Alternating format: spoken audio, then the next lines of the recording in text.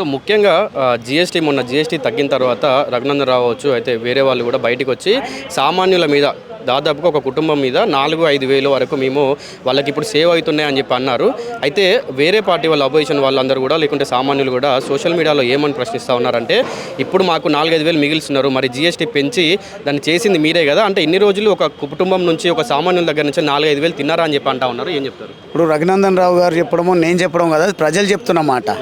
ఎందుకంటే ఎప్పుడైనా మీకు క్రెడిబిలిటీ ఉండాలంటే మీ ఛానల్స్ కూడా అంటే రఘునందన్ రావు అంటే ఆయన అమౌంట్ జీఎస్టీ తగ్గడం వల్ల కుటుంబానికి డబ్బులు సేవ్ అవుతున్నాయి ఆయన అన్నారు. రఘునందన్ రావు గారు చెప్పినట్టుగా మాట్లాడుతుంది లేదు, నేను కావాలంటే మీకు వీడియో చూపిస్తాను. ప్రజలు చెప్తున్నారు అంటున్నా నేను. రఘునందన్ రావు గారు ఎట్లాగో చెప్తారు, మా పార్టీ ప్రతినిధి కాబట్టి, మా ఎంపీ గారు కాబట్టి. ప్రజలు కూడా అదే చెప్తున్నారు.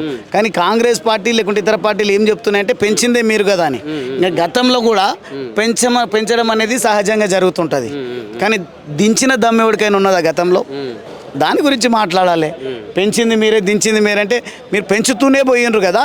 ఈరోజు భారతీయ జనతా పార్టీ నరేంద్ర మోడీ గారి నాయకత్వంలో ఎన్నడూ లేని విధంగా చరిత్ర సృష్టించి ఈ జీఎస్టీ వల్ల ఎన్నో కోట్లాది కుటుంబాలకు వేలాది రూపాయలు లబ్ధి చేకూరే విధంగా నిర్ణయాలు తీసుకున్నది. కాబట్టి ఈరోజు సామాన్య ప్రజలను దృష్టిలో ఉంచుకొని ఈ ప్రభుత్వం నిర్ణయం తీసుకునేదైతే విస్తృతంగా చర్చ జరుగుతుంది, మేలు జరిగింది.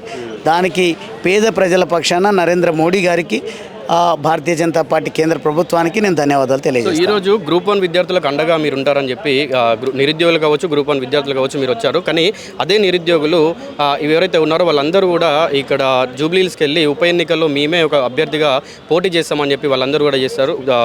వాళ్ళు నామినేషన్ వేయబోతున్నారు. సో వాళ్ళకి మీ అండ ఉంటుందా, లేకుంటే వాళ్ళతో పాటు ఉండబోతారా, లేదంటే బీజేపీ పార్టీ తరఫున మీరు ఉంటారా? మొదటగా అయితే ఒక పార్టీ ప్రతినిధిగా చెప్పాలంటే మాకు సహకరించండి, మీ హక్కుల కోసం కొట్లాడతామని అయితే చెప్తా.